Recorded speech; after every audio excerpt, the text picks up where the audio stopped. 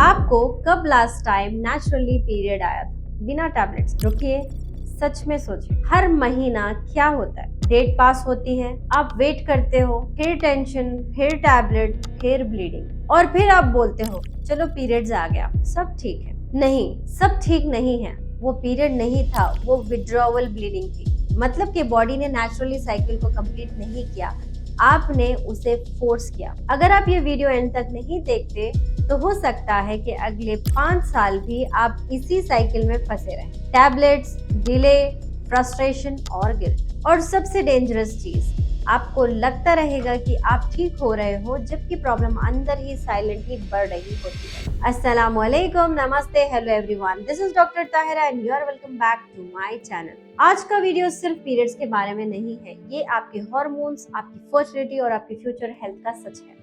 और आज मैं आपको वो क्लैरिटी दूंगी जो आपको आज तक किसी ने नहीं दी। मैं सीधा एक क्वेश्चन पूछती हूँ, अगर टैबलेट्स बंद कर दें तो क्या आपका पीरियड खुद आएगा? अगर आंसर नो है तो प्रॉब्लम पीरियड की नहीं है, प्रॉब्लम सिस्टम की है। अगर आपको हर बार अलार्म लगा के उठना पड़ता है तो प्रॉब्लम नींद की नहीं, स्लीप साइकिल की है। इरेगुलर पीरियड्स डिजीज नहीं, सिस्टम डिस्टर्बेंस का सिग्नल है। चलिए मैं आपको अपने एक क्लाइंट की स्टोरी सुनाती हूँ। मेरी एक क्लाइंट थी, उन्होंने बोला, मैम टैबलेट्स लेने पे मेरे पीरियड हर महीना आ जाता है, I think I am fine. मैंने कहा टैबलेट्स बंद कीजिए, फिर देखिए। 2 महीने बाद नो पीरियड्स। उनकी आंखों में डर था। उन्होंने बोला कि अब क्या होगा? मैंने कहा अब असली ट्रीटमेंट शुरू होगा। जब तक कि आप टैबलेट्स ले रहे होते हो, आप अपनी बॉडी की आवाज सुन ही नहीं रहे। सबसे पहले एक बेसिक समझिए, पीरियड्स रिजल्ट्स है, ओव्यूलेशन प्रोसेस है। अगर ओव्यूलेशन नहीं हो रहा, पीरियड्स नेचुरली आ ही नहीं सकता।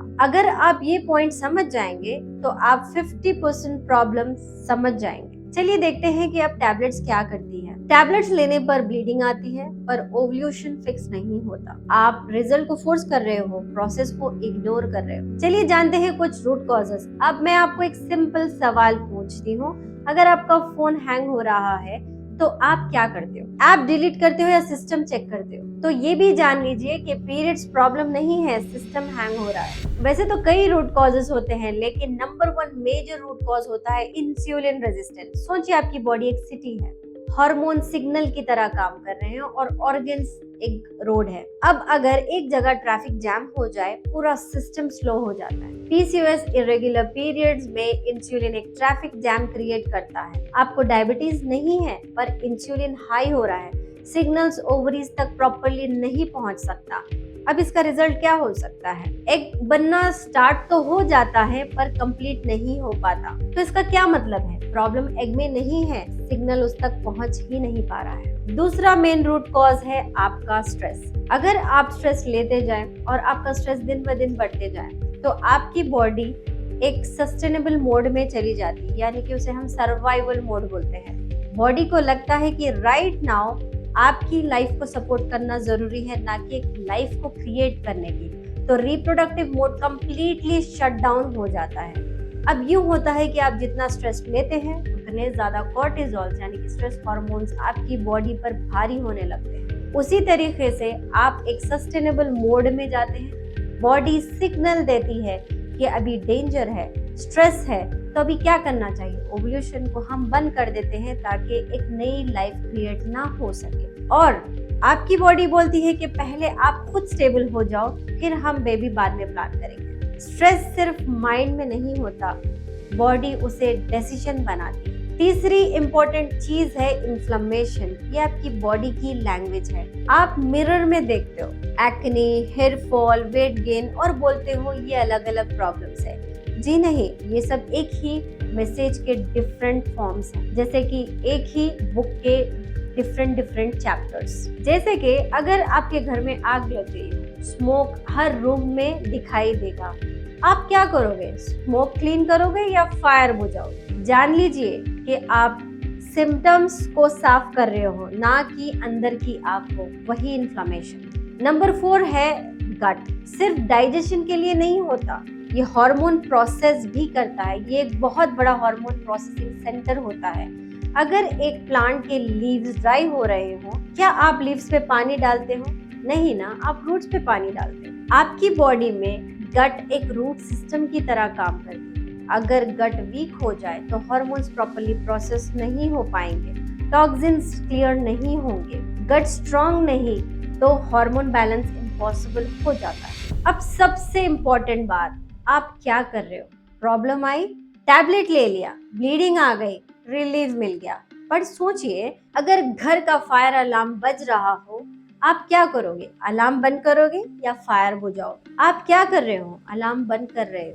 आप बॉडी को चुप कर रहे हो, जबकि आपकी बॉडी आपको बचाने की कोशिश कर रही है, सिग्नल्स दे रही है। अगर आप ये समझ गए तो आपका ट्रीटमेंट अप्रोच लाइफ भर के लिए चेंज हो जाएगा। अब आपकी सबसे बड़ी बिगेस्ट मिस्टेक क्या हो सकती है? आप टैबलेट लेते हो, साइकिल आ जाता है, फिर इग्नोर कर देते हो। हर बार टैबलेट लेना बॉडी को चुप कराने के बराबर है, हीलिंग करने के बराबर नहीं। अभी आप सोच रहे होंगे कि अब सब कुछ ठीक कैसे होगा, और प्लीज ध्यान से सुनिए क्योंकि यहाँ लोग सबसे ज्यादा गलती करते हैं। Step number 1, observe. आपकी बॉडी की लैंग्वेज को समझिए। सबसे पहले आपको अपनी बॉडी को ऑब्जर्व करना होगा, कंट्रोल नहीं। हर मंथ बस वेट मत कीजिए, ट्रैक कीजिए। क्या ट्रैक करना है? पीरियड्स कितने दिन डिले हो रहा है, फ्लो कैसा है, light heavy spotting, ovulation signs आ रहे हैं या नहीं, एक्ने कब बढ़ता है, हेयर फॉल कब ज्यादा होता है, मूड स्विंग्स, आपकी क्रेविंग्स, इन सबको ट्रैक करना है।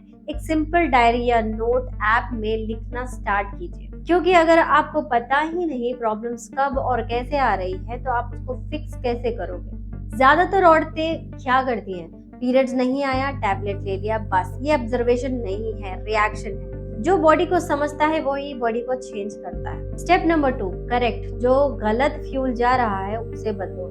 अब आते हैं फूड पे, और यहाँ सबसे ज्यादा कंफ्यूजन होता है। सब लोग बोलते हैं हेल्दी खाओ, पर पीसीओएस इरेगुलर पीरियड्स में हेल्दी का मतलब डिफरेंट होता है। सबसे पहले क्या करना है? शुगर, चाय, कॉफी, स्वीट्स, हिडन शुगर्स, मैदा, biscuits, bakery, bread, processed food, packet से जितने भी चीजें आती हैं वो सारी की सारी आपको बंद करनी होगी, क्योंकि ये इंसुलिन को डिस्टर्ब करते हैं और इंसुलिन ओव्यूलेशन को ब्लॉक करता है। अभी इन सब चीजों को छोड़ दिया तो क्या ऐड करना है? आपकी डाइट में आप सबसे ज्यादा फाइबर इंटेक लेंगे, जैसे कि सब्जियां, सलाद, सीड्स, और प्रोटीन इंटेक जो होलसम फूड से आपको मिलता है। कई किस्म की दालें होती हैं और ज्यादा से ज्यादा प्रोटीन आपको rajma and different lentils, beans, nuts में आसानी से मिल जाता है। रियल फूड्स का इस्तेमाल कीजिए। घर का सिंपल खाना बेस्ट होता है। अगर आप सिर्फ डाइट चेंज करके 30 डेज कंसिस्टेंसी रखेंगे, आपको खुद डिफरेंस फील होगा।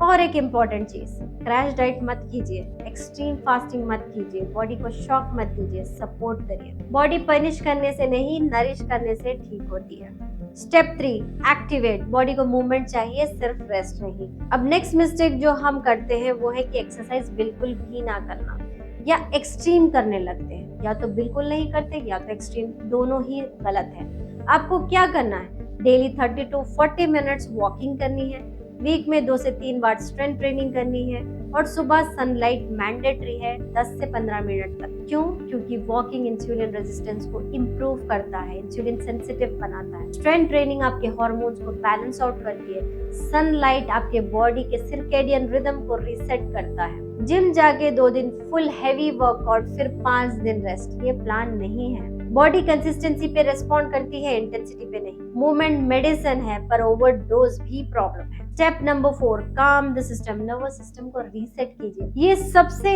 इग्नोर्ड स्टेप है, पर सबसे पावरफुल भी। आप बोलते हो कि मैं स्ट्रेस फ्री हूँ, पर बॉडी क्या बोलती है? वो हमेशा कॉन्स्टेंट अलर्ट मोड में है, सर्वाइवल मोड में है।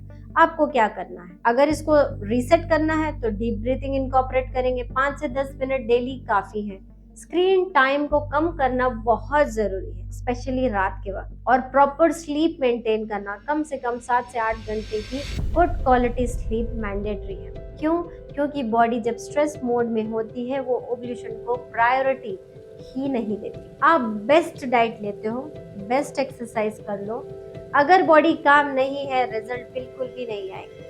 काम body is equal to fertile body. आप में से कई लोग शतावरी लेते हो ताकि अपने साइकिल को सपोर्ट करें, लेकिन शतावरी हेल्प कर सकती है, हार्मोन सपोर्ट और साइकिल रेगुलेट भी कर सकती है, लेकिन इसको ब्लाइंडली लेना, हर केस डिफरेंट होता है, हर आदमी अलग होता है, तो उसकी प्रॉब्लम भी अलग होती है। तो अंडर द गाइडेंस ही आप हर्ब्स का इस्तेमाल करें। आपको लगता है कि आपकी प्रॉब्लम पीरियड्स डिले है, पर एक्चुअली प्रॉब्लम डिस्कनेक्ट है। बॉडी सिग्नल दे रही है, आप सुन नहीं रहे। जब आप बॉडी के अगेंस्ट काम करना बंद करते हो, बॉडी आपके साथ काम करना शुरू करती है। अगर आप रेडी हो टैबलेट्स के साइकिल से बाहर निकलने के लिए, अपनी बॉडी को समझने के लिए, कमेंट कीजिए आई चूज क्लैरिटी।